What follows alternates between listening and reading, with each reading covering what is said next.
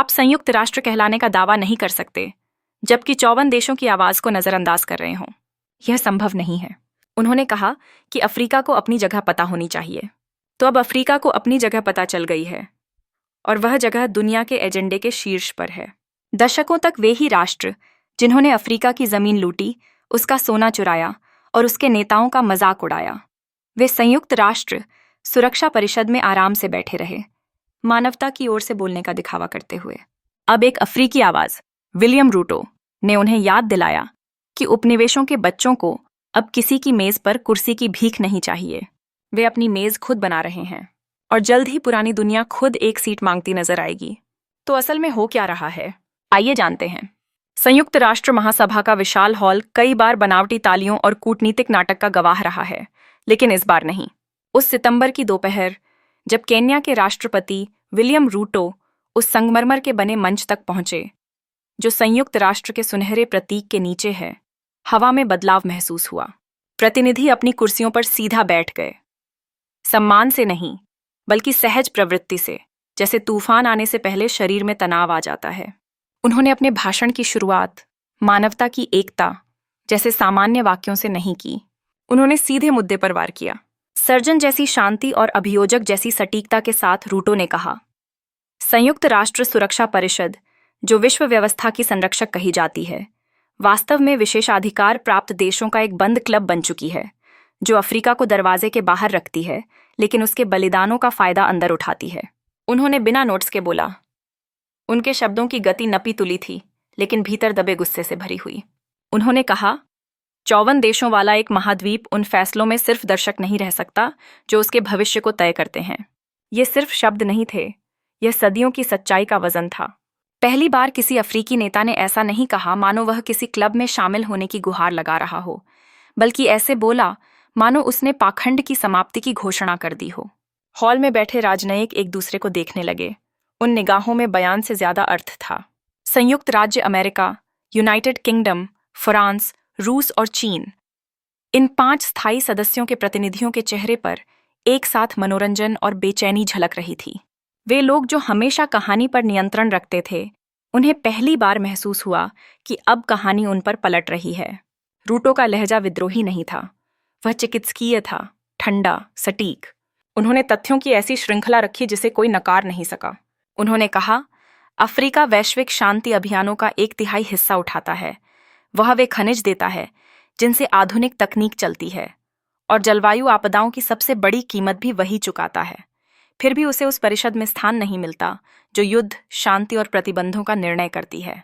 हम जिम्मेदारी उठाते हैं लेकिन प्रतिनिधित्व नहीं पाते। तो यह कहकर वे कुछ पल के लिए रुके। एक लंबा मौन विराम, जानबूझकर चुनौतीपूर्ण। कैमरे आगे की पंक्ति पर झूम किए गए। एक पश्चिमी राजनयिक ने अपनी टाई को घबराहट में सीधा किया। रूटो ने आगे कहा, वर्तमान सुरक्षा परिषद वैश्विक एकता का प्रतीक नहीं बल्कि औपनिवेशिक सोच का पत्थर में जड़ा हुआ फॉसिल है। सुधार करना केवल दिखावटी विविधता लाने के लिए नहीं बल्कि संयुक्त राष्ट्र को उसकी अप्रासंगिकता से बचाने के लिए है। यह वाक्य किसी भी ताली से ज्यादा गहरा लगा, क्योंकि हॉल में बैठे हर प्रतिनिधि, चाहे वह सबसे छोटे द्वीप का हो या सबसे बड़ी ताकत का, जानता था वह सच बोल रहा है। संयुक्त राष्ट्र अब नैतिक पूंजी पर चल रही एक संस्था बन चुकी थी, जिसकी साख उसके पुराने वादों पर टिकी थी, नए कर्मों पर नहीं। जैसे जैसे वह बोलते गए, अफ्रीकी प्रतिनिधि और सीधे बैठते गए। उनकी तालियां औपचारिक नहीं थीं, वे सम्मान की थीं। ऐसे सम्मान की जो तब आता है जब कोई वो कह दे जो तुमने सालों तक चुपचाप झेला है। भाषण समाप्त कर रूटो ने तालियों का इंतजार नहीं किया। उन्होंने बस माइक्रोफोन से पीछे हटकर उसी शांत चेहरे से देखा, जैसे उन्होंने कोई फैसला सुना दिया हो, न कि कोई याचिका रखी हो।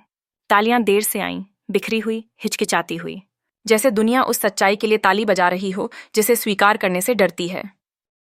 लेकिन उस हॉल से बाहर गूंज शुरू हो चुकी थी। पूरा अफ्रीका गर्व से भर गया। यूरोप के अखबारों ने उसे उत्तेजक, कट्टर और चेतावनी कहा, लेकिन हर शीर्षक के पीछे एक ही बेचैन सच्चाई थी। अफ्रीका अब मांग नहीं रहा बल्कि शर्तें तय कर रहा है। और यहीं से असली कहानी शुरू होती है, क्योंकि यह भाषण सिर्फ साहस का काम नहीं था, यह दुनिया को दिखाई गई एक आईना था। अब सवाल यह था, उस आईने में दुनिया कैसी दिख रही थी। रूटो का आईना एक ऐसी दुनिया दिखा रहा था जो अब भी औपनिवेशिक ढांचे में जकड़ी हुई थी। सिर्फ भाषा बदल गई थी, सोच नहीं। यह समझने के लिए कि उनके शब्दों ने इतनी गहराई से क्यों चोट की, हमें लौटना होगा उस समय की ओर जब यह असमानता बनी थी। द्वितीय विश्व युद्ध के बाद सन 1945 में जब संयुक्त राष्ट्र की स्थापना हुई, उसने यह वादा किया था कि आने वाली पीढ़ियों को युद्ध की भयावहता से बचाया जाएगा। लेकिन उस वादे के नीचे एक और सच्चाई छिपी थी, एक शक्ति संरचना जिसे विजेताओं ने गढ़ा था, दूरदर्शियों ने नहीं। सुरक्षा परिषद, जो संयुक्त राष्ट्र की सर्वोच्च संस्था है, इसे इसीलिए नहीं बनाया गया कि दुनिया में शांति लोकतांत्रिक तरीके से कायम हो, बल्कि इसलिए कि युद्ध जीतने वाले देश अपनी ताकत को स्थायी बना सकें। 5 राष्ट्र, संयुक्त राज्य अमेरिका, यूनाइटेड किंगडम, फ्रांस, रूस और चीन को स्थायी सीटें दी गईं, और उससे भी बड़ा अधिकार, वीटो, जिससे वे किसी भी वैश्विक कार्रवाई को रोक सकते थे, चाहे पूरी दुनिया सहमत क्यों न हो। बाकी देशों को जो दिया गया वह भागीदारी नहीं थी, वह अनुमति थी। और अफ्रीका, वह तो कमरे में था ही नहीं। उस वक्त उसके ज्यादातर देश अब भी औपनिवेशिक कब्जे में थे। उनकी सीमाएं यूरोपीय दफ्तरों में बैठे लोगों ने खींची थीं, जो शायद नक्शे पर उन्हें पहचान भी न पाते। जब 50 और 60 के दशक में स्वतंत्रता की लहर फैली, तब तक खेल के सारे नियम पहले से तय हो चुके थे। मेज लग चुकी थी। अफ्रीका से सिर्फ खाना लाने की उम्मीद थी, बैठने की नहीं। इसीलिए रूटो की मांग इतनी गहराई से गूंजी, क्योंकि उन्होंने सिर्फ असमानता पर नहीं, बल्कि पूरे ढांचे की वैधता पर सवाल उठा दिया। सुरक्षा परिषद का पुराना ढांचा गलती नहीं, एक रणनीति थी, जो यूरोप के युद्धों को याद रखती है, लेकिन अफ्रीका के बलिदानों को भूल जाती है। दशकों में यह असंतुलन संस्थागत अन्याय में बदल गया। जब अफ्रीका में संघर्ष हुए, यही परिषद उन्हीं 5 शक्तियों के नियंत्रण में तय करती रही कि कहाँ दखल देना है और कहाँ चुप रहना है।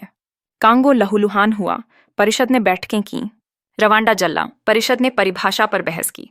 लीबिया पर बम गिरे, उन्होंने उसे शांति मिशन कहा। हर निर्णय के पीछे वही अदृश्य हस्ताक्षर थे, जो वैश्विक प्रभुत्व की स्याही में लिखे गए थे। वीटो ने शक्तिशालियों को यह अधिकार दिया कि जहां न्याय उनके हितों के खिलाफ हो, उसे रोक दें। इससे नैतिक स्थिरता असंभव हो गई। एक देश किसी पर आक्रमण करे तो उस पर प्रतिबंध लग जाए, दूसरा वही करे तो चुप्पी रहे। परिषद अदालत नहीं रही, वह प्रभाव के बाजार में बदल गई, जहां गठबंधन सच्चाई से ज्यादा मायने रखते हैं।